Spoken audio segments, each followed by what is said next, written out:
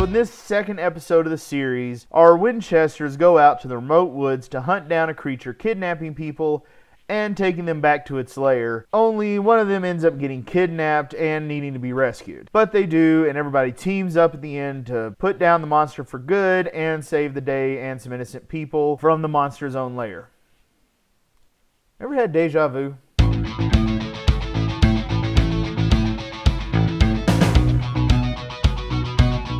So as usual, let me get the negatives out of the way first. Alright, I joke a bit at the start that this episode is kind of overlapping with the original show a bit too much. However, I can sort of let it slide this time, as you want to hint at the familiar just a bit to get people into the groove of things. I do want to note that I will not be so forgiving indefinitely.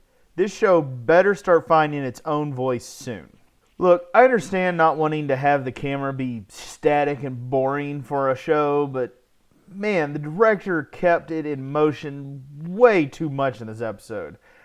I almost started to get a little seasick, and there was more than a few times I wanted to just reach into the TV and yell, "Stop! Hold still for 5 seconds!" Camera motion is just like everything else in your storytelling toolbox.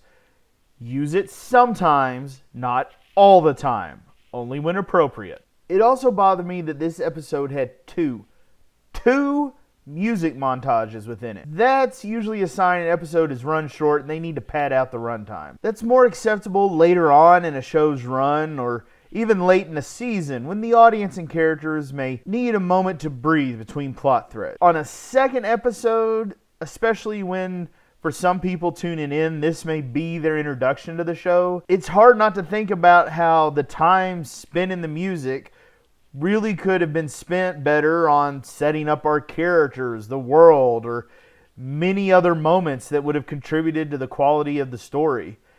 Keep in mind that a lot of my following complaints could have easily been fixed or solved by replacing either musical number with these equivalent scenes. For example, we got a feeling in this episode for Carlos's music taste.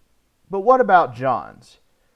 We know that in the original show, the tapes in the Impala are his, and he passed on his love of rock and metal to Dean. While I don't need bickering, could we have had maybe a little bit of a debate between Carlos and John over musical taste? Just a little back and forth on their favorite bands. Maybe a surprise discovery of a band they both have a common affection for. Some surprise overlap between their tastes. Just something to add a little bit of spice and character to both of them. Now, John and Millie's argument at the start of the episode, that's really skirting the line between what's acceptable argument and just plain bickering. And for my purposes, I label bickering as pointless argument just for the sake of drama. First of all, it's just a little too quick.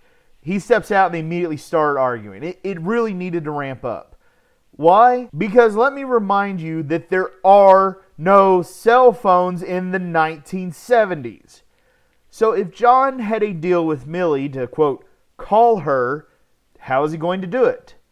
Depending upon where they are, it could be long distance, which is a small but significant hurdle back in the day.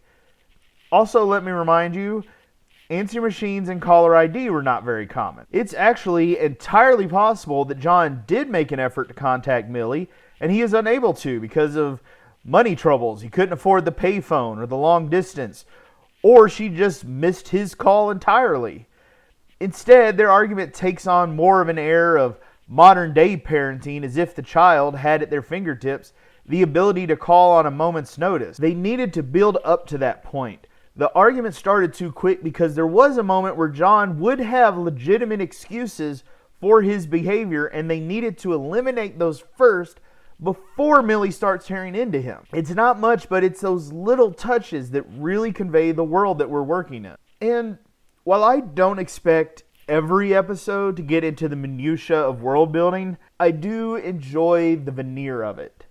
In the original show, there was the question, how do Sam and Dean fund their effort? And we got answers. It was low-level jobs, hustling pool, credit card scams. It's not something they went over in every single episode, but it would come up once in a while to at least make the story feel coherent and the world real. Well, how is this Scooby Gang funding things? The 70s is just when credit cards are beginning to transition to national markets, so it's questionable how much they can run on those, and since they're fairly early, how effective a scam could really be on them. However, back in those days, hiring rules were much more relaxed, so it's entirely believable that the crew could work some odd jobs in a random town for a week or two. But we don't even get an effort at seeing that or a hint of it. And I was annoyed that Millie gave Mary a, quote, free repair right after meeting her. Maybe free on labor after a bit of introduction and talking, but she should at least be compensated for the parts. That shit ain't free. All of Millie's in this episode just felt rushed, like the writers knew where they wanted to go and jumped the audience to the last page of the book instead of putting in the work to build up to and get to the point that they wanted to reach. At the end, Mary and Millie's moment needed more. It needed that introduction and build up, and Millie realizing how good this Mary person is to then offer a good discount on the car repair. I was also kind of disappointed in the monster execution. Not the idea. I love the idea of the monster, and the design was neat and all, but it felt like the show didn't even bother to put in an effort to make it scary. It was so well lit, I half expected our main characters to pull the mask off of her and reveal it was old man Chalmers all along and he was engaged in a real estate scam.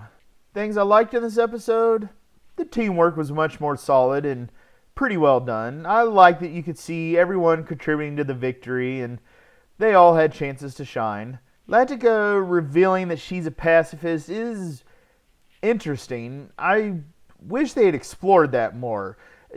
For instance, why does she find opening the box and killing the demon last episode more acceptable to her pacifism than fighting any other kind of monster? If she tried opening the box this episode and it didn't work. Speaking of, I would also like for the show to confirm and lock in the rules for this box they have. Can it really kill anything? Does it have to be intangible, disembodied things? Only a couple of things? Don't just leave us in the dark again, guys. John continues to generally shine and be very well done. No further complaints about him. Mary was, I think, better executed more in this episode than the pilot. She still had a bit of the rough exterior, but they allowed it to be tempered more and let her show us a bit more vulnerability. This show has made it pretty obvious to us that she likes John, but they need a tiny bit more. They may have actually had that extra moment of connection they needed this episode.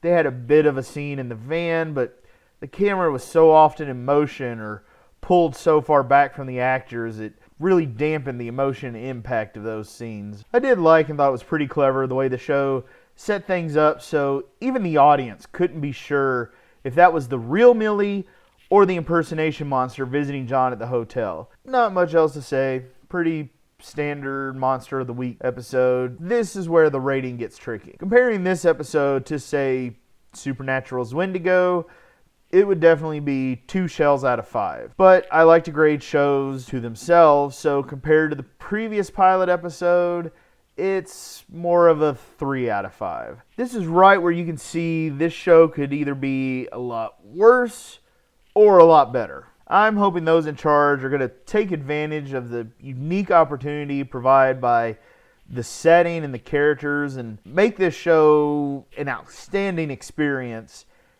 and hopefully don't just keep making lazy copies of the original with a slapped on coat of paint. We'll find out next week. Until then.